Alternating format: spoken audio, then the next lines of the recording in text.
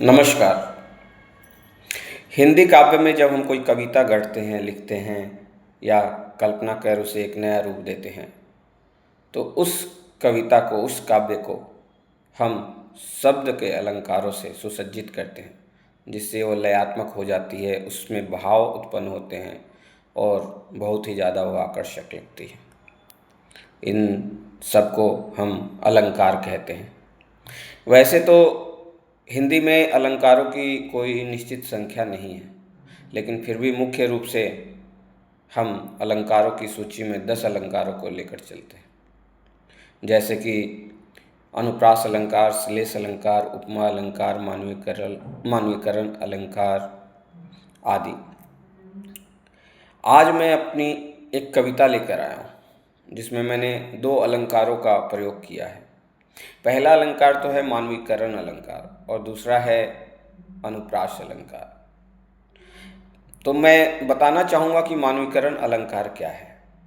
जब कवि कोई काव्य गढ़ता है, लिखता है और उसमें प्रकृति या किसी निर्जीव वस्तु को अपने कविता के माध्यम से, अपने शब्दों के माध्यम से ऐसे प्रकट करता है जैसे वह निर्जीव वस्तु या प्रकृति अपने मुख से अपने बारे में बोल रही हो, या सजीव हो उठी हो, या चल रही हो, बैठ रही हो।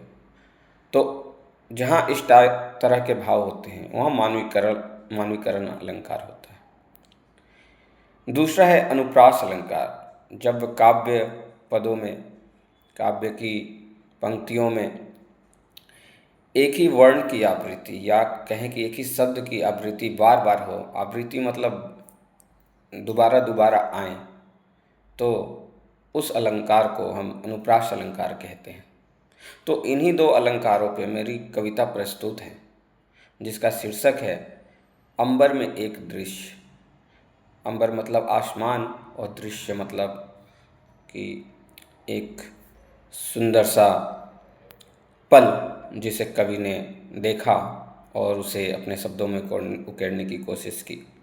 तो कविता का शीर्षक है अंबर में एक दृश्य। तो सुनिएगा कविता। अंबर में आज देख दृश्य, मेरे उड़ने ली अंगराई। उर मतलब यहाँ है हृदय। अंबर में आज देख दृश्य, मेरे उड़ने ली अंगराई। रजनी संग स्वयं चांदनी उतर धरा पर आई।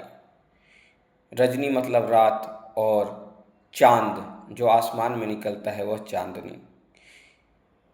इन पंक्तियों में कहने का तात्पर्य यह है कि अंबर में आज देख दृश्य, मतलब अंबर मतलब आसमान में मैंने एक दृश्य देखा। मेरे हृदय ने उस दृश्य को देख के अंगराई ली। अंबर में आज देख दृश्य, मेरे उड़ने ली अंगराई। रजनी संग स्वयं चांदनी उतर धरा पर आई। धरा मतलब पृथ्वी और रजनी मतलब रात। यानी कि जो रात है वह चांद के साथ, मतलब चांदनी के साथ उतर कर स्वयं इस पृथ्वी पर आई। अंबर में आज देख दृश्य, मेरे उड़ने ली अंगराई। रजनी संग स्वयं चांदनी उतर धरा पर आई। सनय सनय धीमे कदमों से वह साहिल तक जा पहुंची। सनय सनय मतलब धीरे धीरे, और साहिल तक मतलब किनारा, नदी का किनारा।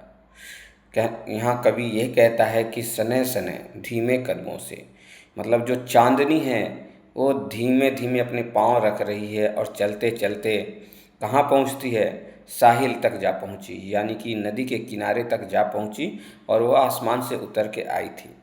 अपने अद्भुत आभा से वह रोशन जहाँ कर बैठी। चांद की चांदनी से पूरा जहाँ रोशन रोशन हो गया। तो अंबर में आज देख दृश्य, मेरे उड़ने ली अंगराई। रजनी संग स्वयं चांदनी उतर धरा पर आई। सनय सनय, सनय सनय यहाँ अनुप्रास अलंकार है, क्योंकि सनय सनय 2 बार आया है। सनय सनय धीमे कदमों से वह साहिल तक जा पहुँची। अपने अद्भुत आभा से वह रोशन जहाँ कर बैठी। फिर चंचल चांदनी निशा में खोकर, फिर चंचल चांदनी निशा में खोकर मंद मंद मुस्काई। सरस सलील सरिता में जब देखा अपनी परछाई। फिर वो जो चंचल चांदनी थी उसने रात्रि में मतलब खो गई थी, फिर चंचल चांदनी निशा में खोकर मंद मंद मुस्काई। फिर वो चांदनी जो थी निशा के साथ बैठकर मंद मंद मुस्काने लगी। सरस सलील सरिता, सरिता मतलब होता है नदी, और सरस सलील, जब उसने नदी रूपी दर्पण में अपनी परछाई को देखा, कौन, चांदनी, तो मंद मंद मुस्काने लगी। तो इस पंक्ति में भी अनुप्रास अलंकार का प्रयोग हुआ है, क्योंकि चंचल चांदनी, च च वर्ण की आवृत्ति बार बार हो रही है। मंद मंद मुस्काई, म शब्द 3 बार आया है। सरस सलील सरिता, स 3 बार आया है। तो यहाँ अनुप्रास, जहाँ किसी शब्द की आवृत्ति या वर्ण की आवृत्ति बार बार होती है, वहाँ पे क्या होता है, अनुप्रास अलंकार होता है।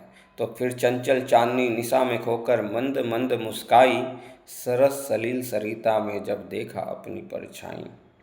नौ नवेली नौ यौनासी नैन मूंद वह लेती थी। नौ नवेली नौ यौना, नौ नौ नौ अनुप्रास अलंकार, नयन मूंद वह लेती थी।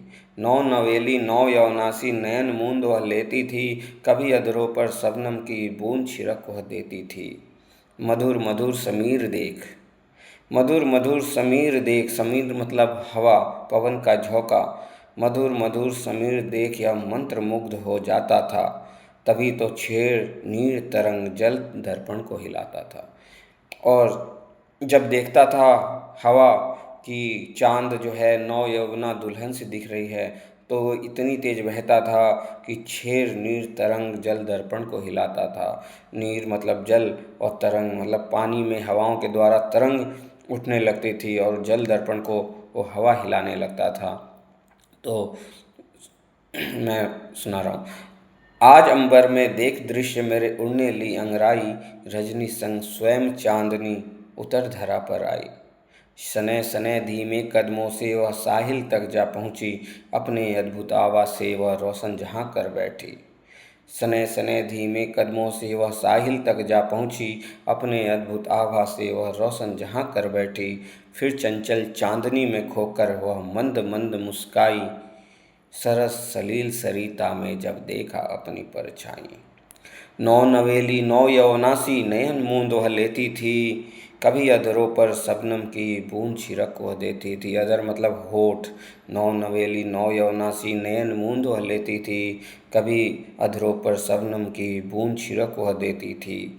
मधुर मधुर समीर देखिया मंत्र मुग्ध हो जाता था, तभी तो छेड़ नीर तरंग जल दर्पण को हिलाता था। अगर आपको मेरी कविता पसंद आई हो तो आप अपनी प्रतिक्रिया अवश्य दीजिएगा।